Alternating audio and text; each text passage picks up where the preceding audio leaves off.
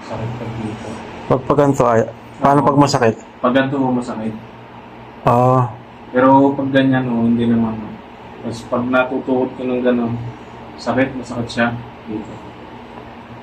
isang buwan na, no? Halos 10 mahigit na ho. Hindi naman balik, no? Hindi naman ko balik kasi kung balik hindi ko Ang gagalaw, oh. Eh,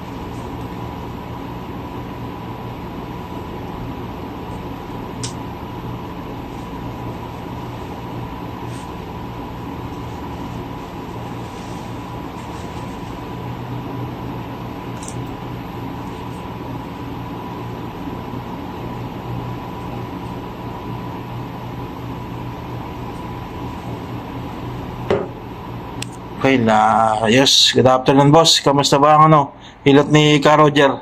Yes sir. Para ako naging bata ulit. Bumalik sa pagkabata. Bumalik sa pagkabata. Parang Musta yung parang... yung ano ko, lumuwag yung dito, yung hinga ko, tas itong ano ko. Yung wrist mo kanina na maluwag Kasi na. meron pa rin, pero maluwag na, hindi kagaya kaninang dinadahan-dahan. Okay. Ngayon, That's normal lang yan, oh. Mga ilang lagotok kanina? dito isa nung patigaya, tapos nung binatak nung nakaganto, nakadalwa. Tapos nung hinihigit. Yung sa mga likod pa. Sa likod, balakang. Sa Balakang, ang dami. Grabe. First time ko yun, sir. Parang baby Armalite. First time ko yung gaganunin. Ang dami. Oo, first time mo Pero sarap, sarap. ano yung mga advice mo? Mga kapwa FW na gusto magpahilot dito sa Riyadh. Sa lahat po ng mga Pilipino, kahit hindi Pilipino, Yes. highly recommended po si sir na Ayun. magpahilod. Salamat po. Lahat-lahat po, kasama. Nagutok ng inyong katawan. Mga ilang oras ba? Dumating ako dito, 1:00 hanggang ngayon. Ngayon lang natapos, 3:00, abay na ako ng hapon. Sige boss, maraming salamat. Thank you very much. Ayan.